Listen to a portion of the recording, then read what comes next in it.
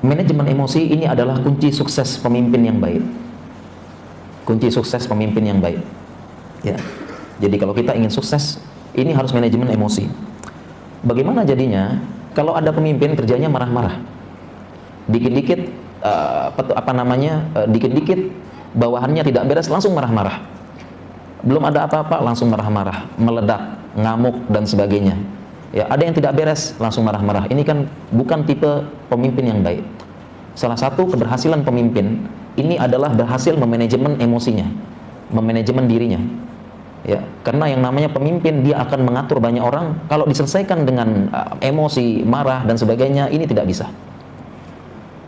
Ini akan jadi rusak. Dan Rasulullah pun sudah mengingatkan. Inna rifqa la yakunu fi syai'in illa zanah wala yunza'u min syai'in illa syanah. Sesungguhnya yang namanya kelembutan tidaklah berada pada suatu hal kecuali dia akan menghiasinya, dan tidaklah kelembutan dicabut dari sesuatu perkara, emosi, marah, kecuali dia syanah, dia akan menghancurkannya. Manajemen emosi adalah pemimpin yang baik. Kemudian bapak-bapak, ibu-ibu sekalian, kenapa saya sebutkan pemimpin? Mengapa saya sebutkan pemimpin? Karena kita semua pemimpin. Kita semua pemimpin. Ya, tadi kita sudah bilang ya, ada pemimpin di suatu perusahaan di mana itu kalau kerjanya marah-marah, tidak bisa mengatur emosinya, ada ini dan sebagainya, langsung marah, mengambil keputusan dalam hal yang marah, kemudian dia juga menegur dengan cara yang marah dan sebagainya, tidak sukses. Kenapa pemimpin? Karena hakikatnya kita semuanya pemimpin.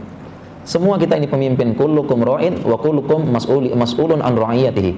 Sesungguhnya kalian semua adalah pemimpin, dan kalian semua akan ditanya apa yang akan pimpinnya nanti. Para ibu-ibu juga ditanya, dan perempuan ra'iyah ya fi baitiha, dia pemimpin di rumahnya, pemimpin di rumahnya dan anak-anaknya. Artinya mengatur rumah tangganya dengan anak-anaknya, mengatur anak-anaknya, pemimpin ditanya. Dan paling minimal kita memimpin diri sendiri, mengatur, menjaga emosi kita, dan ini kunci utama seorang yang sukses. Kunci utama seorang yang sukses. Bahkan Islam mengajarkan, ya, ini Islam mengajarkan bagaimana kita ini jangan sampai punya, ini mohon maaf ya, jangan sampai punya mental-mental bawahan. Mohon maaf ya maksudnya. Islam mengajarkan jangan sampai kita punya mental-mental bawahan, tidak bisa memimpin, minimal memimpin diri sendiri.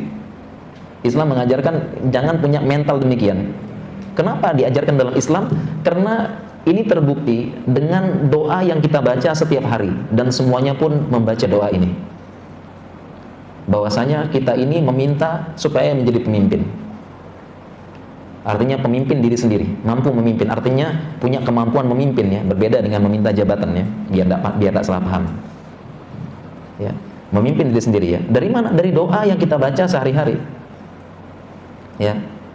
Apa doa yang kita baca sehari-hari? Kita minta nih supaya punya mental pemimpin. Apa doa yang kita baca? Kita baca kok sehari-hari doa tersebut.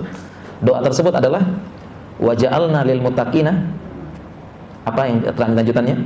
Waja'alna lil muttaqina imama, dan jadikanlah kami bagi orang-orang yang bertakwa imam. Ya kan? Jadikanlah kami bagi orang-orang yang bertakwa imam, pemimpin. Waja'alna lil muttaqina imama.